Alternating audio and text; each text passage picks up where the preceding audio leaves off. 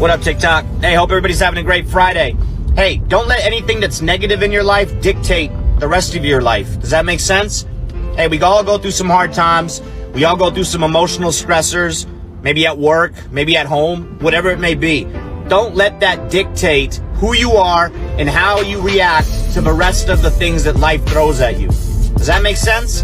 Like if you're feeling pissed off and angry all morning or all day, you're going to take that energy and you're going to present it to everybody else that surrounds you, your loved ones, your soldiers, whoever it may be. You're going to use that negative energy and it's just going to make everything worse. Try to be positive. Pick something positive in life that's going really well. Use that positive energy and let that dictate the rest of your day. We can harp on the negatives. We can harp on the bad things that are going on in life. It's not going to help us. It's not going to help us move forward. Stay strong, keep pushing, drive on. Happy Friday. What's up, Trash Talkers? Hitting you up this morning with a special promo on how to dress when you are doing PT in civilians, but you want everybody to know you're an Army. This comes from the Buddy Beckwith fashion design of how to work out. So first, you can notice the RI panties. Not Ranger panties, but Ranger Instructor panties. The green socks, the knee brace for the old guys. Don't forget the M frames. Now the shirt, don't wear the Trash Talk shirt while you're running. This is just for the promo. You want to put on like an 80-second shirt or like your favorite airborne shirt so everybody knows that you're a veteran. That's the most important thing. And you start with this stretch. Buddy Beckwith taught me this one.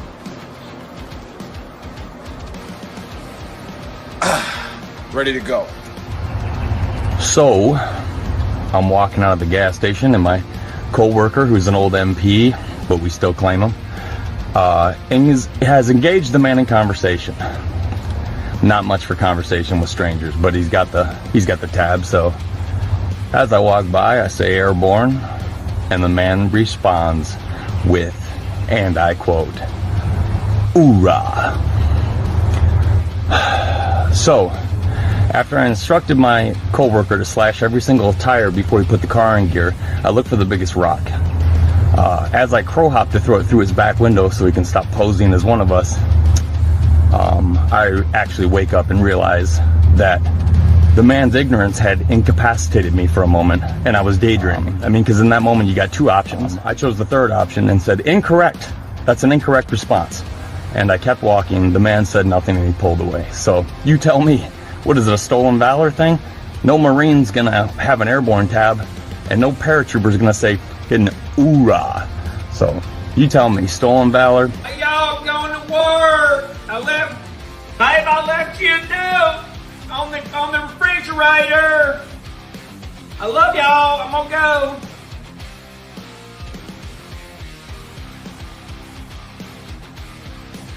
Hey, go get dressed. Get ready for school. You're doing great. I was just tooling along. Shit! Bad guy! Stop!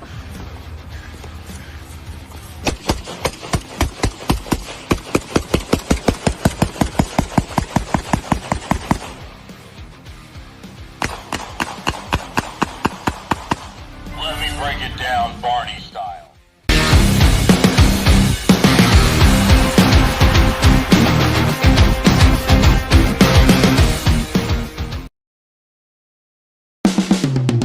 This is the Veteran Trash Talk Hour, hosted by Nick, Dave, Joe, and Buddy. Real warriors making fun of other real warriors. Try to not get triggered.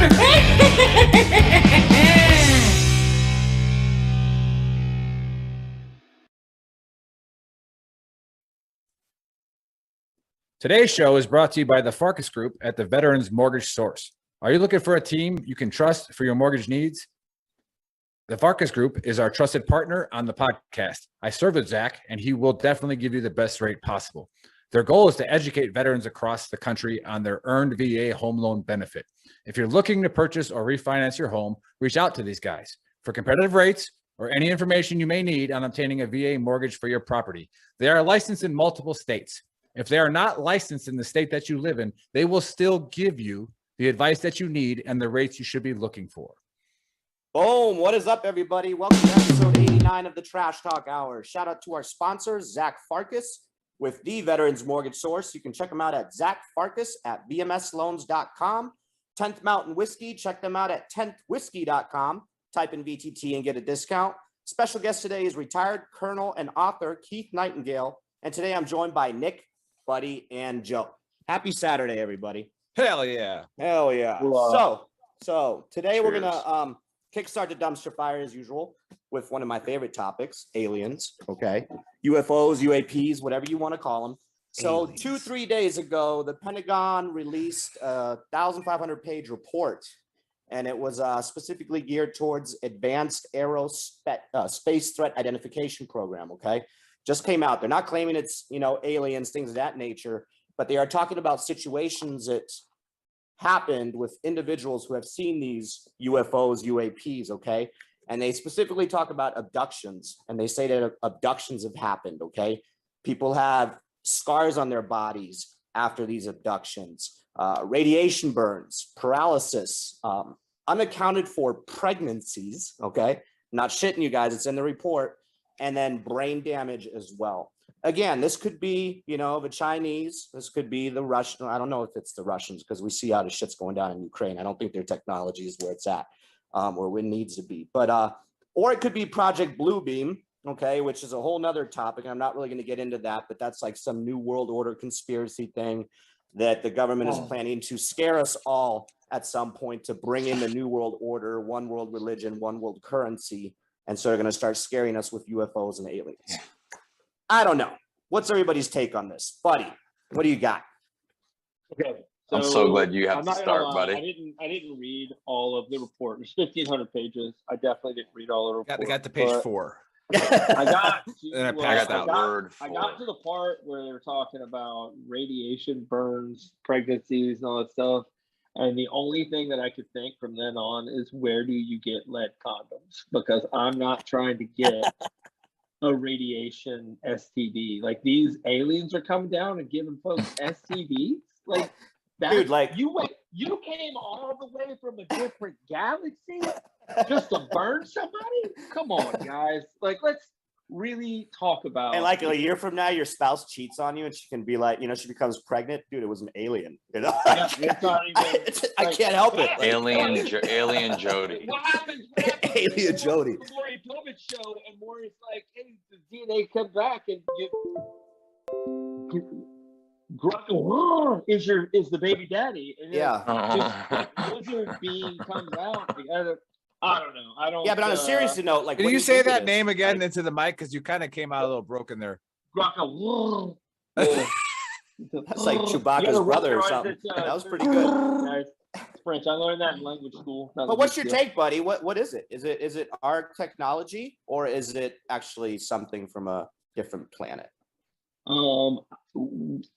I don't think that we have the technology to do any of the things that, like, we're still. Cloaking devices was one of them too. Cloaking devices, like Han Solo had a cloaking device. No ship that small has a cloaking device. Yeah, like every Jedi has one. I think the problem with these, like, the conspiracy thing and thinking that the government, like, we've all worked for the government.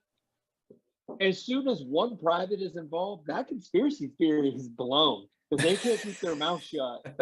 Well, this isn't even really a conspiracy. This is it's a declassified report. Yeah, it's a declassified report, and for then a long time, and it's been going on the last 3 years. They've been more and more and more. Like, Commander Christian, the ones in California, they were following that TikTok shaped object that like dove into the water. Yeah, they were on CNN, they were on Fox News. Dude. Like. Well, it only takes, buddy. My thing is there a good chance that if it is like the super awesome technology, that it's not ours, and Chinese? That no, I don't. Aliens? Aliens or no? Yeah, let's go with aliens because people don't have the ability to keep their mouth shut. Yeah. Aliens. Good take, buddy. I say aliens too. Yeah. Joe, what is your take? I got to word 4. It can't be drugs again this time, brother. It can't be drugs. Then a fight came on. Man, how do you verify any of this, like with absolute certainty. Are we just giving an opinion? All right, okay, fine. There's probably aliens out there somewhere. But I mean, I'm a visual believer, and I haven't seen shit, so it's really hard for me. And here's another thing. Damn it! I just had it, and I was about to capitalize on it when Buddy was talking, and I think you're getting scared of the report. Yeah, telepathic aliens. Probably Joe's getting nervous. Radiation burn. You've got some radiation. Are you pregnant, Joe? Did you just get pregnant? No, damn it! I had it and I lost it. But yeah, I don't know how you verify any of these things, and you know, like now it's getting reported. Okay, it's kind of like not to hurt anyone's feelings, but is it like the alien Me Too movement? Like I was also assaulted by aliens, and it just takes one. Like Buddy says, it was probably a private that broke the news, and then all of a sudden people started coming forward. So you know what, Dave?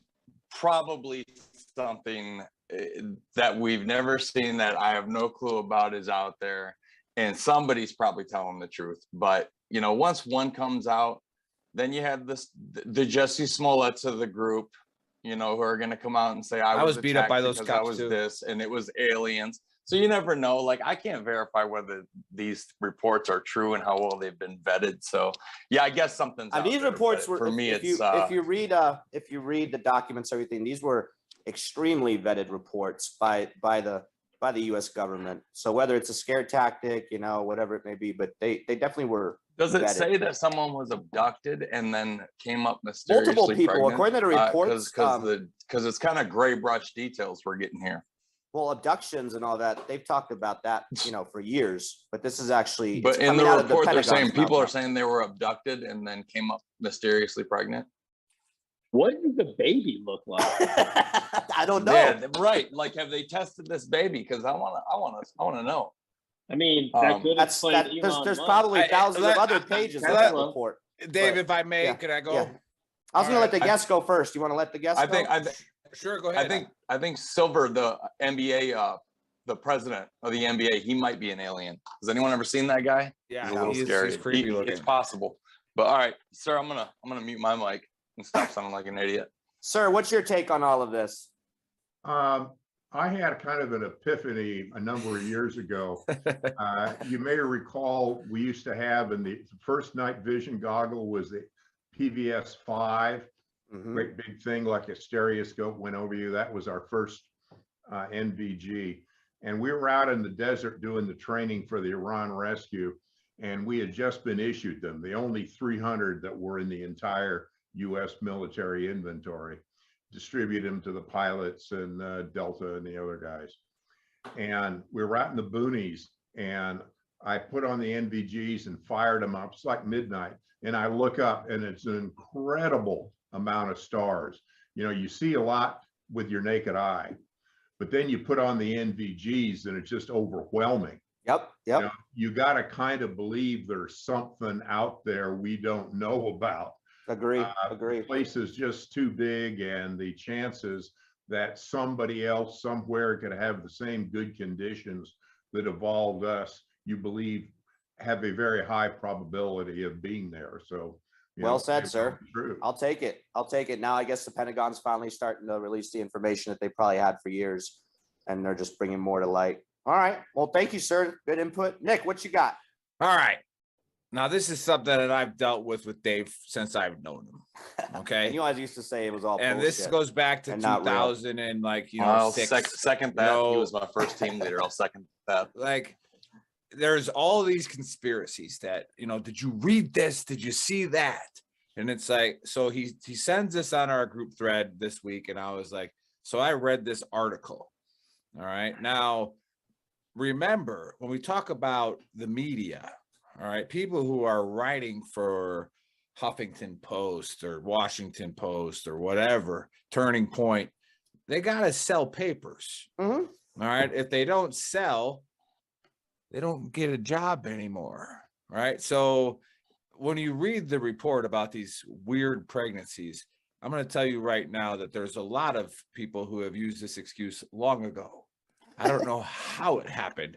Oh, okay. Like the savior to the majority of the world was born on a weird pregnancy. Okay, so we don't really know how Mary got pregnant. Touche. Was it aliens? Maybe. Okay. What did Joseph use the alien card to save face with his family like a long time ago? Did he claim aliens? All right. All I'm saying is I've been telling Dave for years that you can read declassified reports from the government. Now there are still some things blacked out, which Colonel Nightingale knows. I'll give you that. Well, you have said right? that. So I'll agree. you can go read the reports. Now this article was about a 1,500 page report, and this dude spent about 4 paragraphs on it. Right? He probably should have had a little bit more if he read the whole damn report. Like I read the Mitchell report for steroids in baseball and wrote a 16-page paper on it. All right, so it's like you. How long was the Mitchell report, Nick? But the Mitchell report was only a couple hundred pages. You also go to the Yale, the Southeast.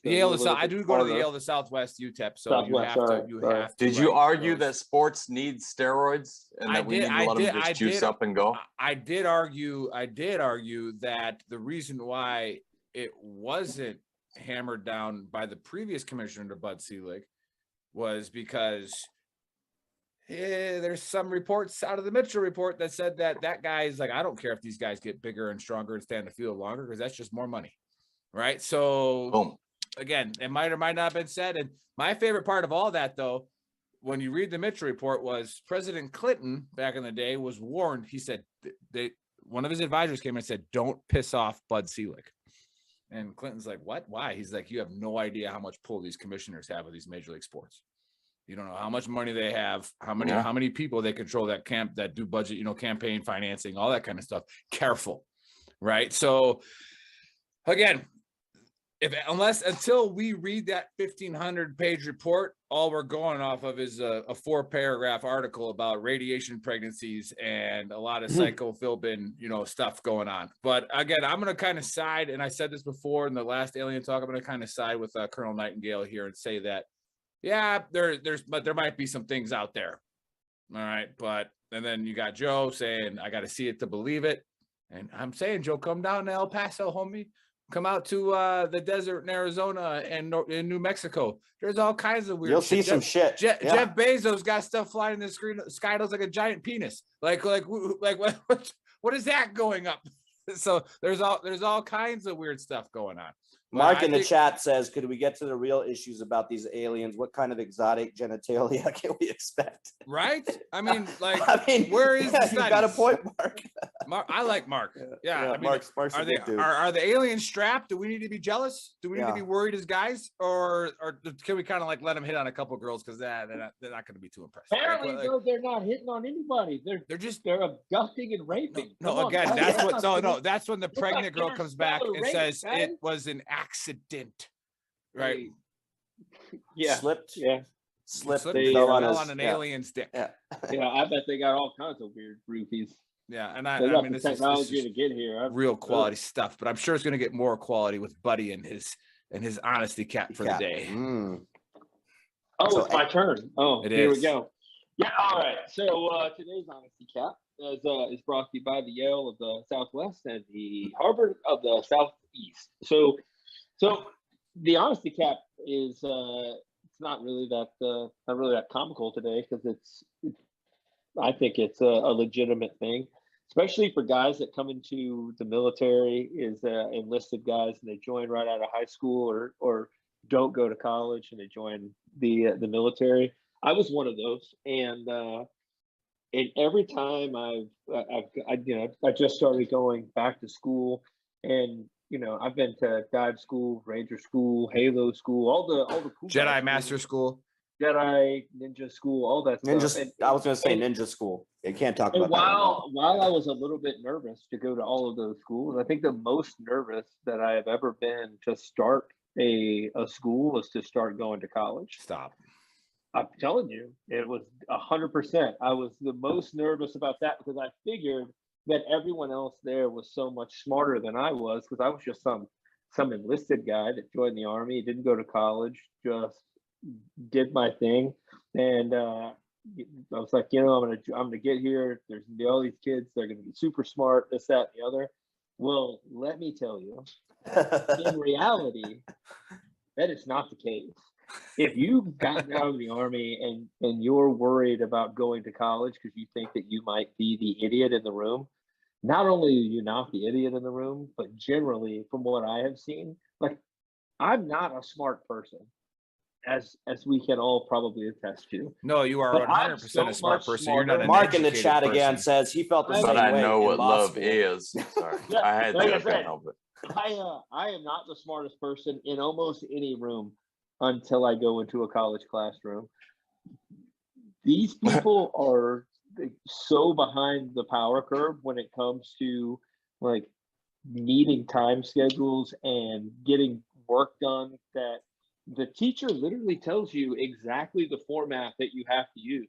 You can get on the computer and just go through the format and get it done, just like any other memo that you had to do in the Army or anything else. Super easy. It tells you what to do. And the civilian kids that are there are having a lot of trouble with it. None of the people that I have seen that are veterans or have been in the Army or in the Navy or the Marines, because I have an Air Force and Navy guy and I think another, there's a Marines in the class too. But none of them are having the same issues because they just do the format that they're told to do, and they don't try to church it up or do anything else crazy.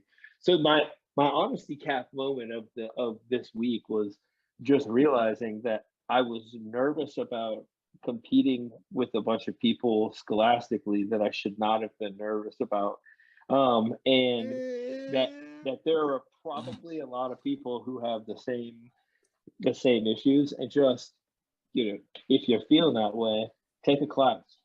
It's comical, and you're not as dumb as you think you are. So there you go. Good, buddy. There you go. like Yeah, that. buddy, that was good. I Yeah. like how you were trying to stay humble, right? But I think he did throw in his little pat me on the back courses, his little ERB, that he has, because all of us, we do know that Buddy's not stupid.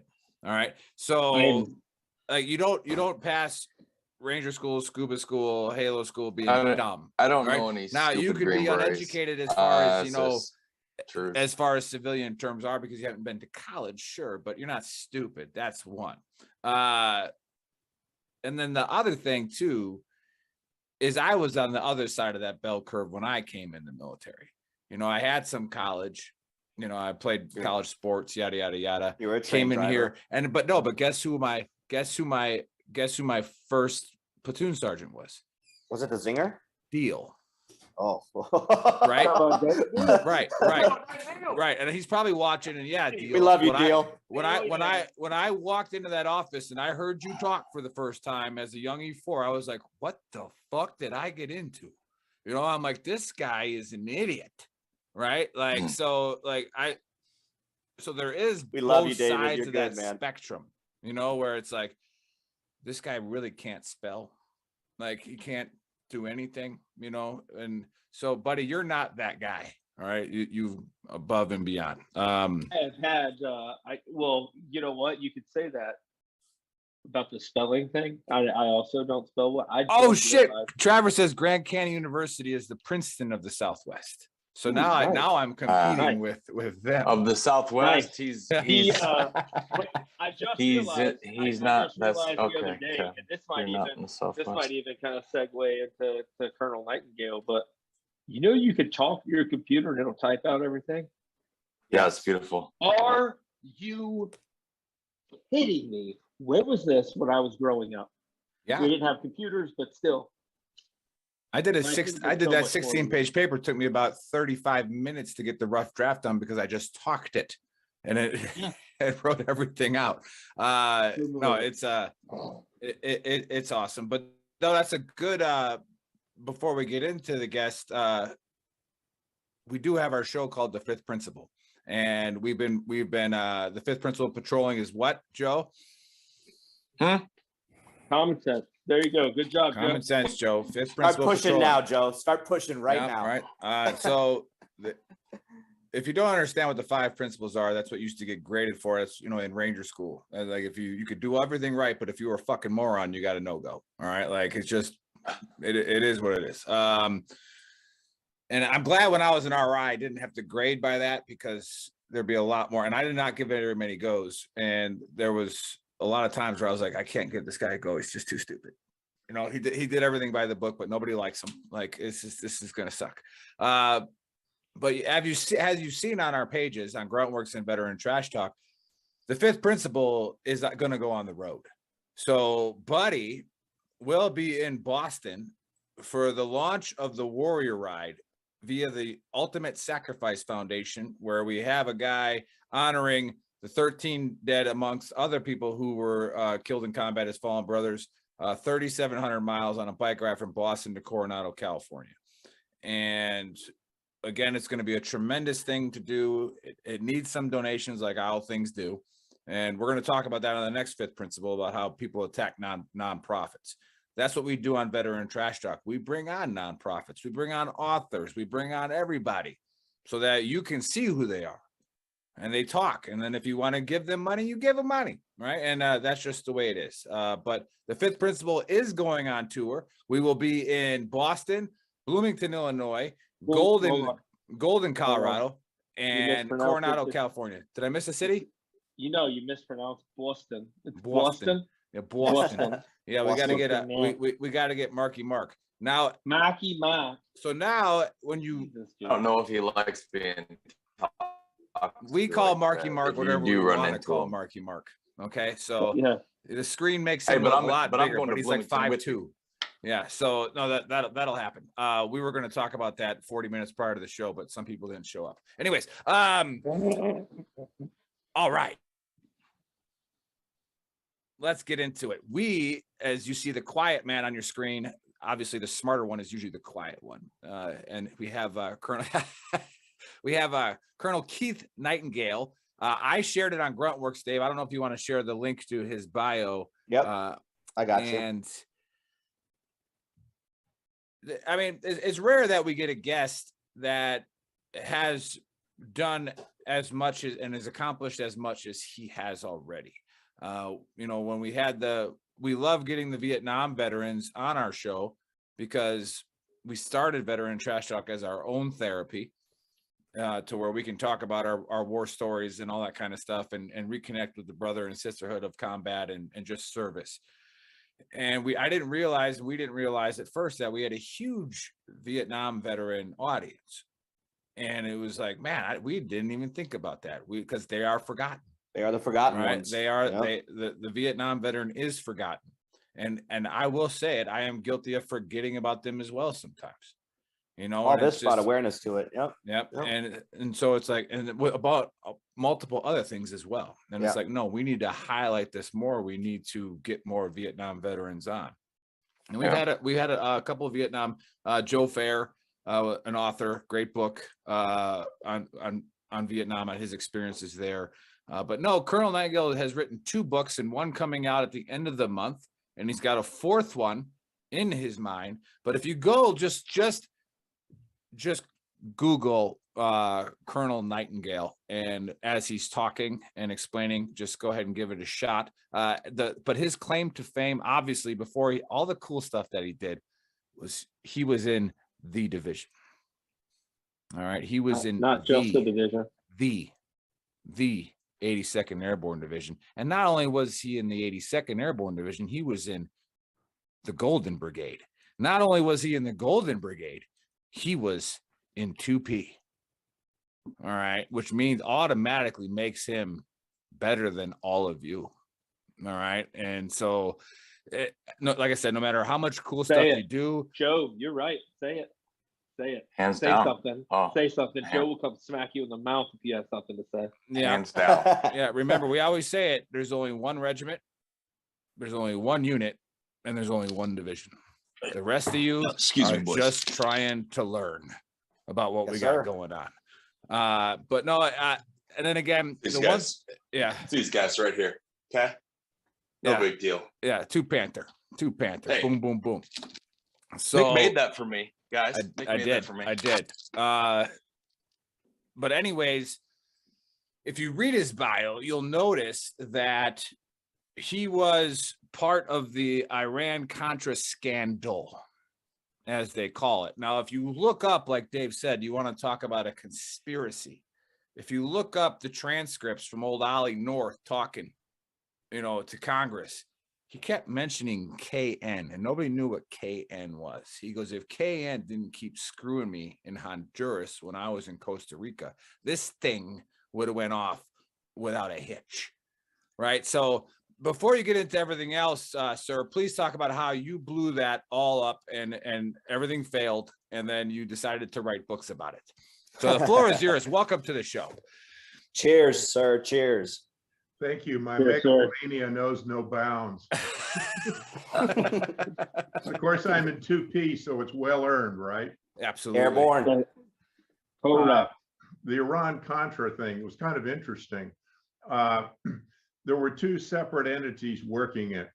Where I got involved was in Honduras and working for the agency. And Ollie was doing the same thing in Costa Rica, working through the White House at Admiral Poindexter, who was on the NSC. My job, among other things, was to set up the 8 camps on the Honduran side and keep them watered and supplied and all the kind of other stuff you'd expect from those guys. They used it kind of like the NBA used Cambodia. They'd sail off into Nicaragua, do their thing, and then they'd pull back into Honduras and rest and refit, that kind of deal. When the bad news hit the press about Iran-Contra and guns for et cetera, there was obviously a huge investigation. Washington loves to investigate, particularly Congress. And my side of the aisle, fortunately, came off completely clean, because both the ambassador, a guy by the name of Negroponte, really smart guy, and my controller in Washington insisted on meticulous notes about everything. Write it down. Who said this? What did you do? Where did the money go? Show me something, blah, blah, blah. So we had 20 pounds of documentation on our side of the house. And after the Hill staffers looked at it, and they said, hey, there's no there. But then they found a rich treasure trove on the other side, and it all went downhill from there. So that's it in short. So now you're blaming Colonel North. No, I'm not blaming him at all. He's a good soldier, good Marine. All right. Knew him well. The issue was higher up. As I told you earlier, at one time I was the most investigated officer in the Army that hadn't yet been charged. And the JAG was certain that I had sequestered millions of bucks in the Cayman Islands, because I would go back and forth between the States and Honduras with literally a big duffel bag full of money, or I'd fly to other places with the same duffel bag. And they couldn't understand why, if I had that opportunity, I didn't take advantage of it. Because I think in their own mind, if they had the opportunity, they would have a bank account in the Caymans. Fortunately, I didn't. However, my wife still had to buy diapers, and we had a cheap car. But that's the price of doing business. Yeah, if you drive a Kia Sophia, nobody ever thinks about you as a money launderer. Nope. Yeah. Nope. Yeah, this was a Honda. Yeah. Honda. Yeah.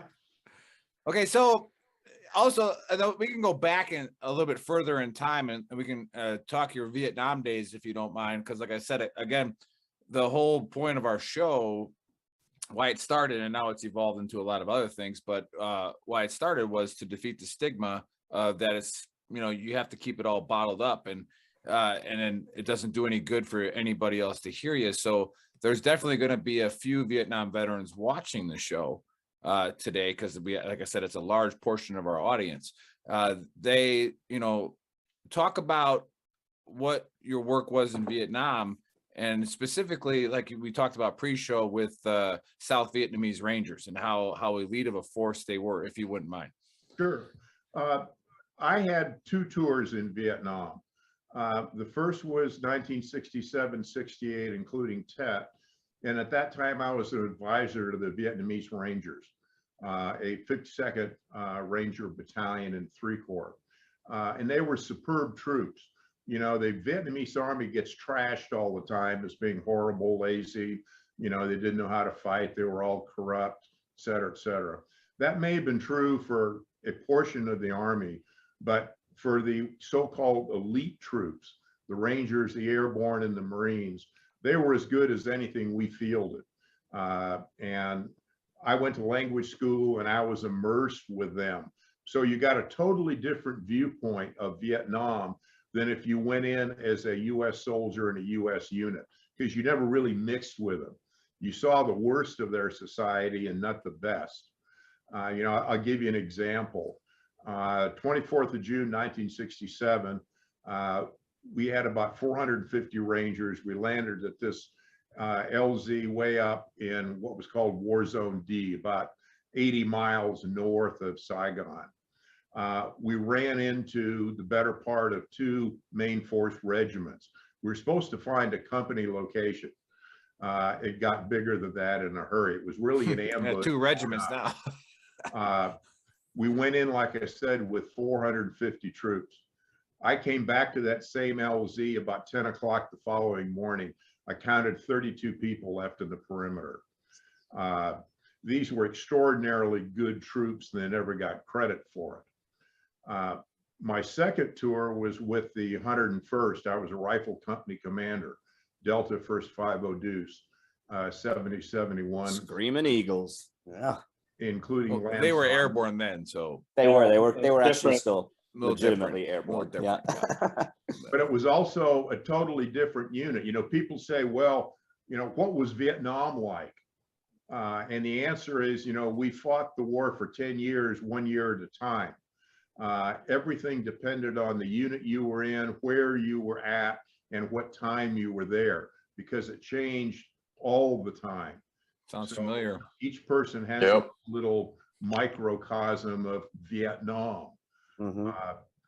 With 2 tours, I had a chance to see 2 different armies. The first one, like I said, in 67, 68, we did a lot of operations with the 11th Cav and the 173rd and the 25th Division. That was a draftee army, and they were superb, real professional troops. You could give a E3 an order and he'd figure it out and take the initiative and go do it. They were as good as anything, you know, we have today. Wow. Basic army. My second tour was totally different. These were the guys that couldn't figure out how to not go to Vietnam.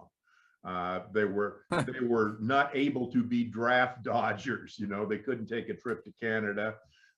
They dropped out of high school or whatever it was. And if you were a standard, you know, US citizen, and you looked at the troops in my company, you said, well, these guys are the dregs of society. Bullshit. They were some of the finest troops we fielded. They were hippies, they were peaceniks, they hated being what they were at, where they were at. But when it came to war, they were really good at it. They understood that was survival.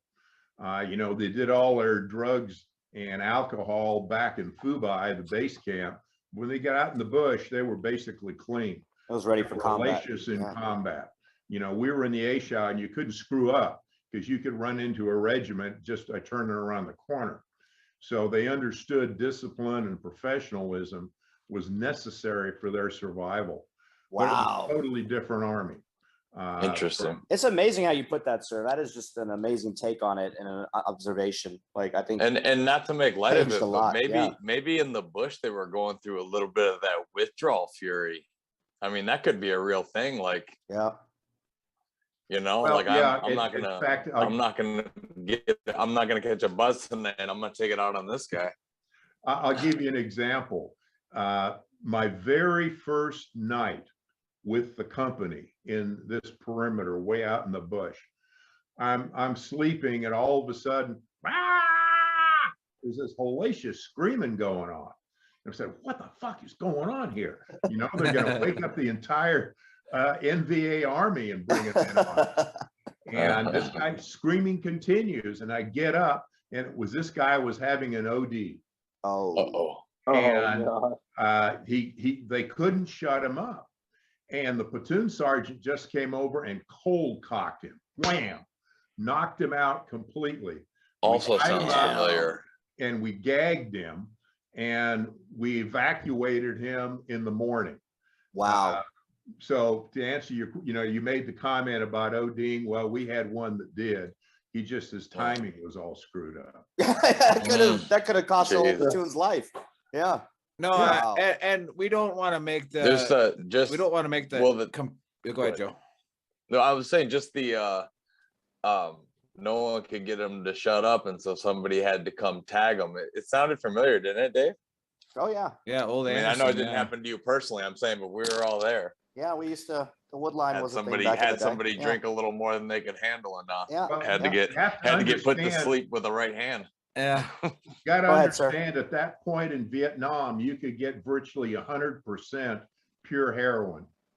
And the guys would put it in so natural little LSA thing you got in your M16. And, that stuff would kill you. It was not at all unusual to have guys go, OD out of existence when they got back to Fubai. I mean, there was a lot of, we always see it in the movies and stuff, but you being over there, when it comes to the drugs and smoking marijuana and all that, it was just, was it like, what were the punishments? I mean, what did it look like? I mean, nobody was getting really drug tested. You know what I'm saying, sir? Like, you were on the ground and you always hear about it. I've had you segue into the destruction of the Army. Yeah. I'll say, first of all, there were some units that were kind of perpetually bad. I won't mention their name because they'll feel bad if they're in the audience. But there were some units that were always known as a unit you didn't want to be assigned to. And this is where they had all the racial strife, the fragging, the drugs, and everything. And really familiar again still. The officers were scared to death. They didn't know what to do. They were under a lot of pressure from up above, hey, keep it out of the press, don't get us in trouble, do whatever you need to do, which basically meant they didn't try to discipline the organization and they just turned a blind eye and ignored it. Right. So basically the inmates took charge of the asylum. And that was what destroyed the Army. My second tour, I had only 2 people I could trust, 2 NCOs. Both of them were there not because they couldn't figure out how to get out, but because they really believed in what they were doing and wanted to stay in. Sergeant Soko and Sergeant Moon, they're my 2 different platoon sergeants. And they were superb. Everybody else was the shake and bake or a surprise squad leader. And that's what you had to deal with. Worst example, we got into a firefight. I got a new lieutenant in and we're doing our thing and wandering around, and all of a sudden we get in this big firefight and everybody, all the stuff's going off and I'm running out and I see this lieutenant. He is hiding behind a tree. I'm up there trying to get his platoon organized and moving along with a platoon sergeant, and the lieutenant is literally cowering behind a tree. So we go through all this stuff. I ignore. It's scary out there. Did he have a map in his hand? I don't know. He was just basically, he was curled up into a ball behind a tree. He was scared shitless. People were trying to kill him. Come on, guys. Let's be kind. And we finally get organized, and I call on the radio to the battalion CP up on the fire base. And I said, I got Lieutenant X here. He's a complete coward. He is totally incapable. I want him out of here. Pause, wait out. Battalion commander comes on the line and he says, Captain, you got a problem. You deal with it. Out. Well, that's what we had to deal with. Wow. No, and it's changed. How do you deal with that? Go ahead, Nick. How I dealt with it, you got to deal with it. So what I did, I just put the company CP in that platoon. Right. So, I became the platoon leader and the company commander. Right. And then we've seen that before. And like I said, a lot of this, I'm not going to do any disservice and say it's the same or anything like that. So I'm not doing that. But we were in a very kinetic environment in Samarra, Iraq. We've talked about it before. And, a lot of the things you're talking about, about how you see the good units and you see the good in the Iraqi nationals that were actually fighting. And then like when we had the special forces guys bring down the brigade from the north, those guys were trained, they were professional, they fought. And then you have, they probably saved our lives at the time and, because we were pulling 20 on, 4 off. Right. And then you had, some of the other Iraqi units that were just bad. But that's neither here or there. But what I was going to get at was, like you said, how it destroys the army and how it destroyed like the drugs and all and the bad units. It's still like that today, which is why people don't understand guys from the 82nd have a chip on their shoulder. Guys from regiment have a chip on their shoulder. Guys in special forces groups, they look at you differently. All right. And you have to earn their trust and their respect. When you see a guy from the 82nd with 2 rockers, right, or a guy from the 82nd with an oak leaf, all right, he is looking into your soul. All right. And he wants to know, are you going to be there when I need you? Right. Are you going to be disciplined enough to fight when I need you? Right. And so for those of you, we have our fun arguments on our page. It's a blast with the other units and stuff like that. But that's where that comes from. You see all these problems in Fort Hood. All right. Yeah. Like Fort Hood's a cancer. Right. And it spreads like wildfire. So it's a constant issue over there. And again, like I said, my recommendation, and it is contagious. If the Army really cared about Fort Hood, all right, they would send a brigade from the 82nd there. They tried that. They Yeah. Sergeant Major from the 82nd. He got fired real quick. Yeah, Burgoyne got fired for saying you suck. But yeah. So it makes the point about what makes an army, and the answer is a non-commissioned officer. Yes, sir. Correct. Squad leader on up. If you don't have an NCO corps, you don't have an army. You just got a rabble. The officers can't do what needs to be fixed at Fort Campbell or at Fort Hood or Fort Fumble or wherever if they got these sort of latent internal problems. It can only be fixed within the corps itself. Right. And that's what got destroyed in Vietnam was the NCO corps. Right. We started 175, among other things, specifically to redevelop the NCO corps in the Army base. The idea at the time was that we come up with a model battalion. The NCOs and the enlisted would figure out what makes a unit good, and then they'd migrate to the rest of the Army and make it better. For the first few years, that was correct.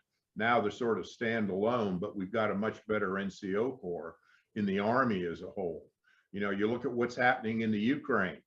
The Ukrainians actually have a pretty good NCO corps because they've been undergoing training from NATO and the US and all these other units. They've been de-Russified, if you would. The Russians are having their clock cleaned to them because they haven't figured out how to work it at the small unit level. They may have some great thinkers at the general officer, but that's not worth a damn when you're on this narrow little road into Kiev. I mean, all the decisions they're making over there, logistics, everything is just messed up. You look at the videos, like the videos of the tanks that are coming out of there, like where they go and they get a tank. They're running out of gas, buddy. It's not just that that happens to some of the best armies too. But yeah, they're getting beat. They're getting beat. Yeah. But the Russians are also like, it's fine for them. Like if you're a tank commander and you own a tank, you just drive around the battlefield and go wherever. Well, of course you can't find gas because they can't find you to get you gas, A, and B, there's nobody else around you to help you. I don't know, the Russians, it's a logistical they're still nightmare. doing some World War II kind of. You would think that it would already be over, but not to get into the Ukraine business because these Vietnam stories are amazing, sir. Can you talk about briefly, and we've spoken to the Vietnam vets that we've had on in the past, what it felt like returning from Vietnam. I harp on this a lot because we always say our Vietnam vets are the forgotten ones. Because when you guys came back compared to when we came back, whole different story. You know, people were applauding us, parades, everything. We ain't getting no parade yet, but we're building. Hey, what parade are you talking about? Heroes Ladder. Heroes Ladder You know, 22 is going to be a parade for Vietnam veterans and past, because nobody except for the Gulf War But guys. sir, don't what get was one. They got a what parade. was, you know, because you were obviously committed, doing your thing as a company commander, you know, really involved in the mission and everything. How did that affect you mentally, if you would like to speak about it? Yeah, you know, I mean, it was really bad. Between Vietnam tours, I was assigned as an ROTC instructor in California. And, you know, we heard about you might have had a better experience in Vietnam, like just going back. You know, when we were in Vietnam, you know, you read about the riots and the draft card burnings and Jane Fonda and all that stuff. But it didn't really strike you because, hey, I'm 8,000 miles away. When you land at the airport and people are yelling at you, and worse yet, when I went to the, you know, the college area, Southern California, you had all these students running around, you know, telling me how to run the war and get out of the war, and I'm bayoneting babies and all this other stuff. Babies make noise. Here's this 18-year-old kid, you know, drooling at the mouth with his hair all out, you know, wearing his Hare Krishna clothes, telling me how foxtrot uniform I am. You know, that struck home. What it did, it isolated my family. You know, I had a wife and 2 kids, and, you know, we didn't really mix in society because it wasn't worth explaining what I do or why. You know, it drove, I think, anybody that came back into quite a deal of, you know, bitterness, regret, fill in the blank, because they thought they were going over there for something good. Yep. And they come back and suddenly they're told, no, you went over there for something horrible. I can tell you, I would not have traded either experience in Vietnam for anything else. I felt it was completely honorable. We were doing the right thing. The very senior leadership, LBJ, McNamara, et cetera, totally screwed over the troops. And that was beyond our capability to manage it. And you could only deal with what you got. So from my level, I was completely happy with our service in Vietnam. Coming back was a totally different thing. And then just to continue on that, sir, but mental health, obviously, you know, because that is a big portion of our show, shell shock or Vietnam stress, but there really wasn't any help for you guys. I mean, I think the military is doing a lot better nowadays, you know, but the help that you guys received, I forgot which Vietnam vet it was, but you just came back and you were just thrown back into society, you know? No, it was Bob Wingo. Was it Bob? Yeah. Bob Wingo we had, who's a very successful entrepreneur, marketer, you know, a black guy coming, an enlisted black guy coming from Vietnam, came home, right? And it was like, all he wanted to do was get as far away from his uniform as he could. Yeah. Because it was just, and then he worked for 2 presidents, you know, in his lifetime after that. Super successful guy. Super successful. And he didn't even realize that he was entitled to that's right. Yeah. wounded warrior benefits, to all these other things, because he was just a poof gone. Yeah, well, you know, that was the way it was. You go back to World War II. There was a tremendous amount of World War II vets that had what we would call today PTSD. Yes, sir. Rightfully earned.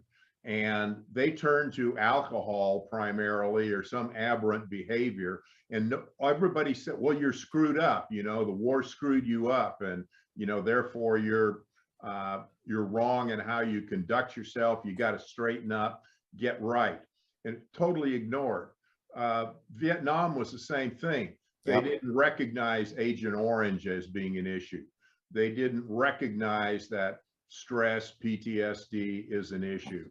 And the troops did the same thing after Vietnam, just the same as they did after World War II. They went into drugs, they went into alcohol, they became aberrant from society standards, fill in the blanks, because people didn't understand what they had went through, and they couldn't articulate it in a way that would get support. Right. It wasn't until, you know, some of the smart folks got involved and did come up with PTSD as an issue, and did come up with stress management and recognition. And it's now a much greater part of, you know, the military than it used to be. We got shrinks everywhere in the military now. We do. We got doctors that actually pay attention to people's behavior. You go at any one of the tier 1 units, or in some cases tier 2, there's shrinks all the time looking at the operators to check for aberrant behavior and make sure that they're still where they're supposed to be, you know, within their playing field. And as soon as somebody indicates that they're going maybe a little off to the left, they get jerked out and given a rest. If y'all, everybody's of course seen the Band of Brothers. Yes, sir. One of the great things about that is I saw for the first time in film how units handle stress at the small unit level. You may recall a point in the Bastogne area where Buck Compton finally just kind of crumped. Now, he was one of the stalwarts from day one. And all of a sudden it just, you know, didn't know what to do. Winters goes over to him and says, stay in your foxhole. You're not going on the patrol. Gave him a blanket and told him to get some sleep. And that's what Compton needed. That was the unit dealing with the stress that it was the combat imposed on. And that's how virtually all units handled it, either well or not well.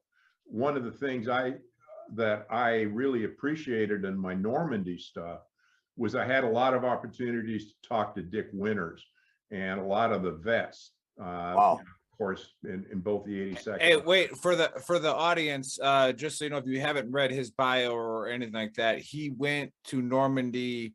I forget the year because I don't have it in front of me. 1977. First right, time. and that was the first time I think that you had those veterans there, like the actual veterans there all together doing a ceremony. So for the audience watching, that's what he's talking about. So sir, go ahead with the Normandy experience. But yeah, I was saying that I had an opportunity to talk to a lot of the vets at all levels, you know, corporals through captains and field marshals and sergeants and all that. And with Winters also in his originals, they gave me and General Vines a private tour of Breckert Manor, the scene in Band of Brothers where they blow up the artillery, that thing. And they actually took us there and walked us through it. And I was talking to Malarkey on the way back across the field and said, hey, Jesus, this is crazy. That's the reason I joined the Army, sir. That's why I keep making these noises over here when I saw that. So like, I know it word for word. It's just crazy that you were with those guys. I'd have paid to have been there. So I'm walking across the field with Malarkey and I say, what was it about Winters that was so special about him that caused him to have such loyalty amongst all of you and your belief in him as a leader? And he said, well, you know, there's basically 3 things. Number one, he never did anything stupid. And you consider it, that's pretty important if you're a company commander in combat. Number 2, he was always part of us, but he never lost his position. They knew that he would always be there for them, check their 6 o'clock and handle the problems inside the organization rather than try to put it out. And the last thing was that they always knew if he was in charge, they had a reasonable probability of coming back. And you know, those were the 3. Those are pretty important. Yeah, exactly. Yeah, you know, I've said this to some people who kind of look at me like a stunned mullet. Well, I don't understand. But every time I've mentioned that to the soldiers, the lights come on and they understand. Yeah. Oh, exactly. Yeah, because you know, the those of us that were lucky have a great officer in our memory bank that emulates those qualities. And for me, it was Gultry. And what I can say as just a lower enlisted is he made you want to do it. Yeah. You know, he made you want to do a good job for him because you respected him. The good officers will create an atmosphere where everybody has buy-in to what they're doing. Of course. It's not the captain's deal, it's my deal. And you know, I got to vote, I'm part of the organization, and I'm going to get this done because I really believe in it. Right, and that branches buy-in's down, the most important. That branches down to like why anybody who wants to be a leader in the Army should go to Ranger School is because that's what they teach you. And then I would brief the young lieutenants as an RI saying, now look, you whatever platoon you get, all right, you might get lucky and have a really awesome platoon sergeant with some squared away squad leaders. But chances are you're going to have 2 good squad leaders and maybe a good platoon sergeant. Like, that's probably what you're going to get. And I was like, so it's your job to make sure that those squad leaders understand that they're the ones that are supposed to come up with the route. You know, they're the ones that are supposed to come up with the direct fire control measures. They're the ones that are supposed to say, hey, this is how long it's going to take us. That gets them the buy-in, like you're talking about. And then again, like you said, like what Dick Winters said was, Malarkey said about Dick Winters is that you never lost his position. So I was like, if that's your job, I told him, I go, if you ever want to be a successful company commander, as a lieutenant, as a PL, learn to get your guys to feel like they're the ones that came up with the plan. Yeah. Right. And then as long as they know the end state, then they can go execute it without you. Yeah. They don't even need you. By the way, I'll interject and say that is the most important thing. Yeah. You know, combat is chaos. There's no officer leader that can actually make the ultimate decision at the point of conflict. It's going to be a couple PFCs and maybe a squad leader who will see the squad leaders and team leaders, yeah, and execute there because they know what the big picture is. They can do the small picture. If a organization full of officers attempts to be very rigid and over controlling, like the Russians we see today, it's going to be a soup sandwich. The troops have got to understand what they're doing. That means communication on the part of the officers through the NCOs to the troops, and everybody kind of in it together. So they got the buy-in. And so when the bullets actually start to fly, everybody knows what really has to be done and they go about doing it. They don't wait for instructions. Right. We see the Ukrainians have been able to figure that out and the Russians haven't. But that's also the hallmark of those units you mentioned earlier in the US. You know, the regimental guys, the 82nd, they understand that. There are very few officer leader problems in either of those units because the troops will run them out or they'll run out themselves. Yep. Oh, we talk about buy-in, and a lot of those Russian troops are definitely not bought into the situation over there. Like you talk about some of them that were captured and everything, they don't even want to be there. Yeah, they didn't even know that they were going. So, you know? So let's get into, if you don't mind, if you got some time, sir, because this is a great conversation and a lot of good chat on the thread on Gruntworks, more to each other, not necessarily for the show, but like I said, we're getting a lot of interactions on the thread. But so Buddy is a special forces guy, right? And so he pretty much has to walk around and hold your pocket because if I read your bio correctly, you were the one that was able to get the budget for SOCOM after the Iran, the hostage rescue that didn't go right. We had to create a SOCOM, correct? That's correct, in part. Understanding that. Well, yeah, listen up, buddy. Listen up, buddy.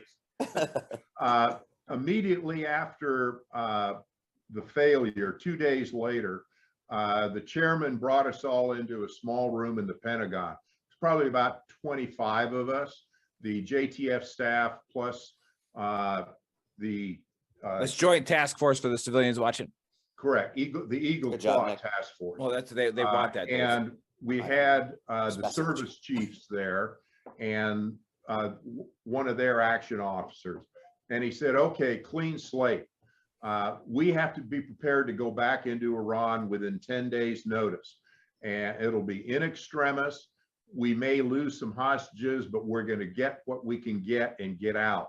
Now, the president has said there are no boundaries here. Write down on a piece of paper what you need to make this work. No restrictions, no politics. Figure out what you need in the way of assets and resources. And we're going to put this together. General Vaught, you're going to be in charge and you may have to do it again 10 days from now. So that became what was called Project Honey Badger. And that was the start of everything you see today. Mm. There was no budget because the way that the system works, of course, you only have a budget once a year. So we started with zero, but we grew in the space of about 8 months. The beginning of Joint Special Operations Command, Task Force 160. The Rangers are now embedded completely as part of the operation. The Air Force First Special Operations Wing, the fly types, the ACs and the MC-130s. We created SEAL Team 6 with Dick Marcinko. And we had something called FOG, the Field Operations Group, which was now ISA, Secret Army of Northern Virginia, all that good stuff. And that was because the biggest failure we had, among other things, was both transportation and intelligence. General Meyer said he is never going to have any Army force go against an objective that we don't have verifiable, credible Army eyes on it. And that was the growth. That was why FOG was formed, because we had to have an intelligence organization and a deployed support organization. Delta, I love that name, FOG. Delta Go ahead, was sir. too small to do all that stuff. We didn't want them to do it. You know, you don't want, very talented people have to worry about, support and logistics and all that stuff. You want to get them where they need to go and keep them fed, or move them in reliable aviation. The Task Force 160 side of the house. And so in the space of like 8 months, we went from zero. I ran the budget. I had $185 million to start with. And then each service probably coughed up an additional 50 million plus. The Army and the Air Force having the largest requirement, because the Army had to create Task Force 160 out of the Aviation Brigade of the 101st, and then backfill new helicopters so that we could take their helicopters and make them MH capable, with the NVG instrumentation, special engine stuff, refueling and all that. And the Air Force had to buy some new MC and AC 130s. So that was a huge exponential leap from where we were. We had 32 people in the whole Iran Rescue Task Force from General Vaught on down. Now you look at Joint Special Operations Command, they probably got 3,000 civilians outside of what the uniforms are. So you see there's been a huge growth, but it all came about. What you see took down bin Laden, and creation of US SOCOM is a direct outgrowth of the failure of the Iran rescue. Right. I'm satisfied. Oh yeah, I think you just should say thank you real quick. Thank you You're very muted. much. You're muted, buddy. Yeah. Hold on. There we go. I actually understand what SOCOM is, as opposed to you conventional fellas that that don't. He also knows the best thing to order from Coffee Bean. The thing that is pretty interesting, but I don't know if you guys are tracking that the reason that well, from what I've read, if I wasn't there, like, oh, you can ask him. He was there. He was part of the mission. Yeah.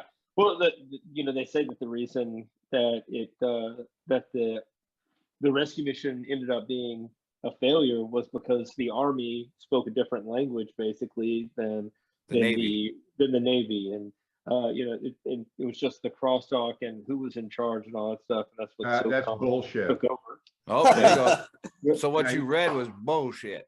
Yeah, I mean, he's from Alabama. We don't know if he could actually read. I read it. I didn't live it. Yeah, I read that. I read the same thing, buddy. I did. Yeah. The Navy screwed it up. The Army screwed it up. The Navy pilots wanted it in, and it was too late. The communication was off. Yeah. All kinds of stuff. So yeah, sir, what happened? The helicopters didn't fly, and let me give you. I'm going to answer your question with one of my long answers. Perfect. Number one is the Joint Task Force that actually ran the rescue understood each other very well, had trained to multiple times together. the Navy guys, the Air Force guys, the Army guys, Delta, Rangers, etc. We rehearsed ourselves to death. There was no problem internally within the task force in terms of communication. The issue, the long pole in the tent, all the time, General Vaught identified it like within the first 3 days of our planning, was the helicopters. They've got to be able to fly for 8 hours. That's asking a lot out of a minesweeper helicopter that, you know, normally goes out for an hour, sticks its sonobuoy in the water and comes back and has ice cream. That's not the way we had to run the war. And mandatory naps. Yeah. So what we did, what General Vaught did through Colonel Pittman, Marine aviator, helicopter guy, 06, tasked the Navy to fly increasingly long legs of those RH-53s that we knew were going to be used. We actually trained with that squadron initially out at Yuma. Then they deployed on the Nimitz and went out to the Gulf. They knew what was going on, what the deal was. And the mission that they had was to fly increasingly long legs. So by the time the mission came down, each of those birds would have about 8 hours, complete uninterrupted flying time on it. And that's the plan that Sikorsky aircraft gave to us, Sikorsky helicopters.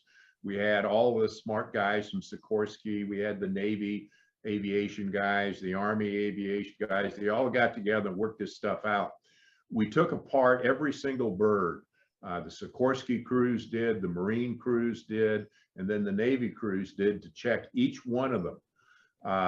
Pittman goes out there in January and sees they haven't flown over an hour and a half. What's the deal? And so the admiral says, oh, mea culpa, I'm sorry, we'll do better, blah, blah. Pittman comes out at the end of February. Nobody'd flown it more than an hour and a half. What's the deal here? And finally, this creates a very strong message from the chairman to CINCPAC, Commander-in-Chief Pacific Fleet, Admiral Foley, who's responsible at that time. There was no CENTCOM for the fleet, and says, you will fly these long hours. And Foley sends a message back, roger that, we'll do that.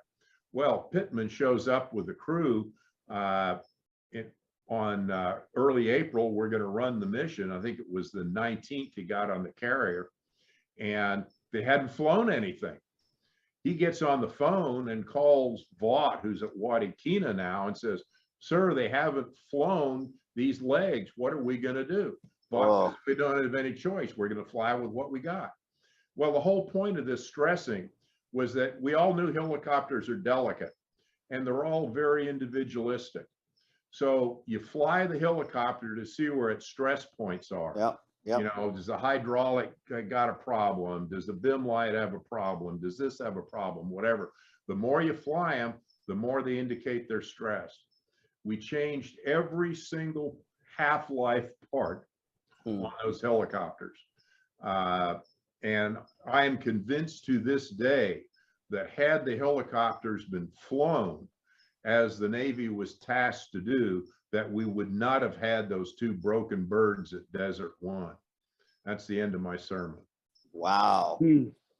Yeah. So where did that come from? The miscommunication part then? The miscommunication was, okay, this is conjecture. You have to understand the Holloway Commission was designed to cover the Navy's ass. Remember, Admiral Holloway's in charge. None of the service chiefs, with the exception of General Meyer, wanted special ops. They all hated it. They thought it was high risk, low payoff, loose cannons on a deck, etc. So they didn't want anything to do with this, and they wanted to squash the bug. Well, the embarrassment was such that they couldn't squash the bug, but they could at least try to keep it in a box. And that's what Holloway did. He made JSOC so small it couldn't do anything. They had like 75 people in the first headquarters. They didn't mention anything, if you notice, about the helicopter failure, even though everybody internally understood that was the key issue.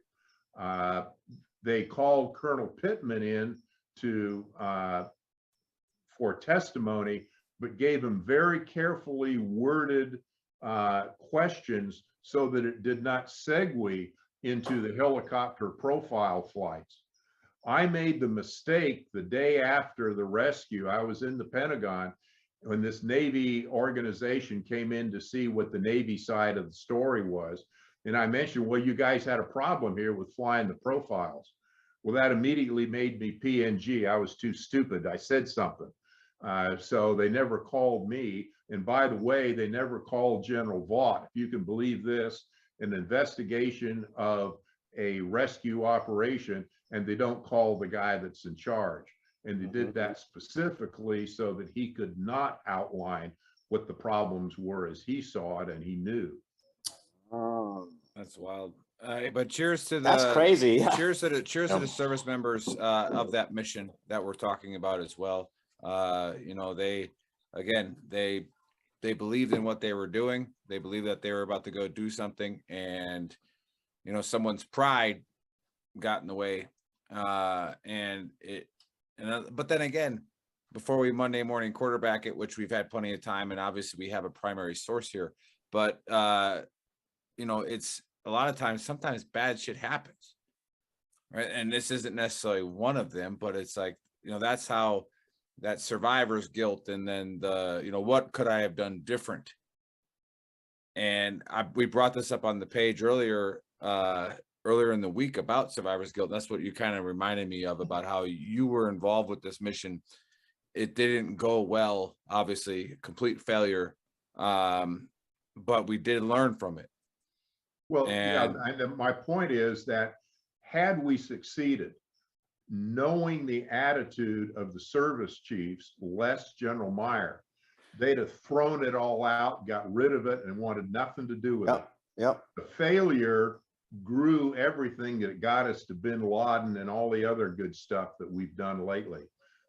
So, you know, anybody that was in the rescue is responsible for whacking bin Laden. So I think that's a great way to look at it. That's a great way to look at it. And so those of you watching, because again, sir, we have a large audience, and so a lot of people always bring up that survivor's guilt.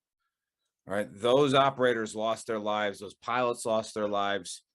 All right, and yeah, could Colonel Nightingale have done something different? Probably not. Maybe, you know, but probably not, right? But we evolve and we adapt from those.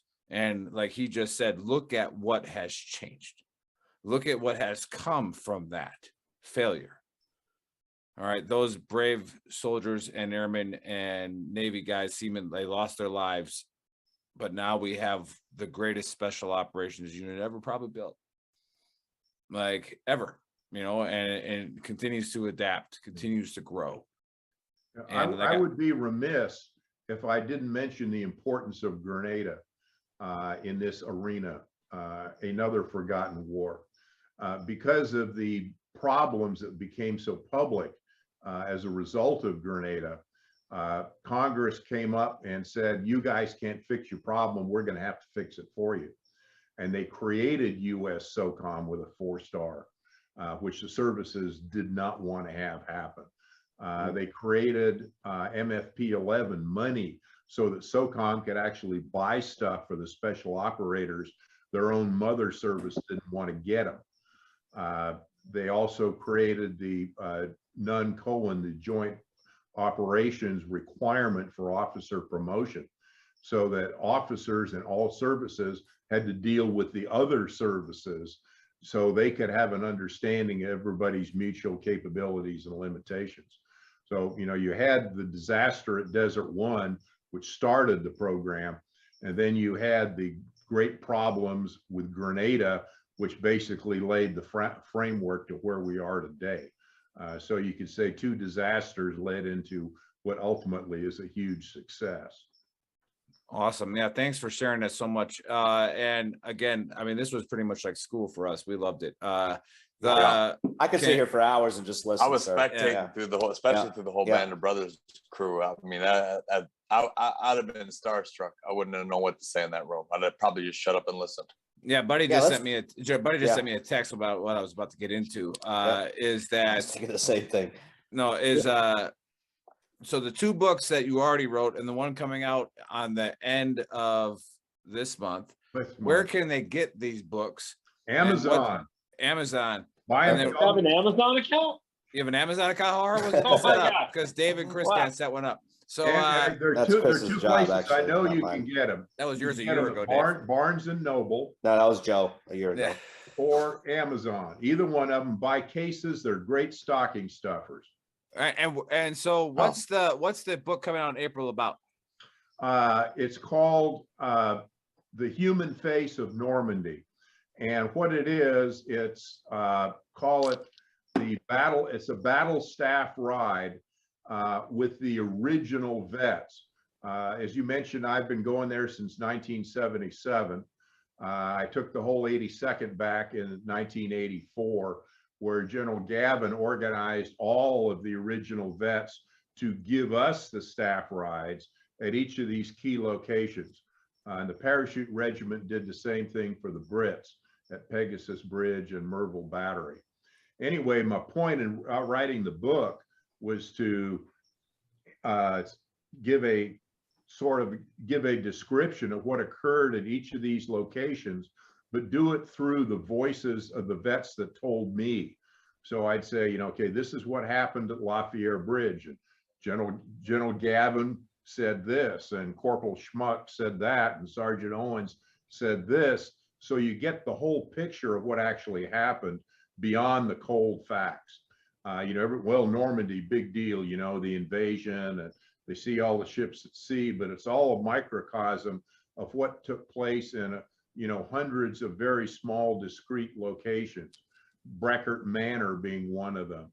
I talk about, Winters and what he said and did, and the mentality that everybody had at that point. They were completely whacked. They were tired. They didn't want to do it, but they went ahead and did it anyway. And, how they just developed the initiative. And you see the personality that I've tried to display in the book that came through the Malarkeys and the Guarnieris and Gavins and Vandevoorts and Sergeant Hall at Omaha Beach and Silvio Marcucci being flipped in his Higgins boat and just going in with the tide. He's hiding, he's grasping the prop on an upside down Higgins boat.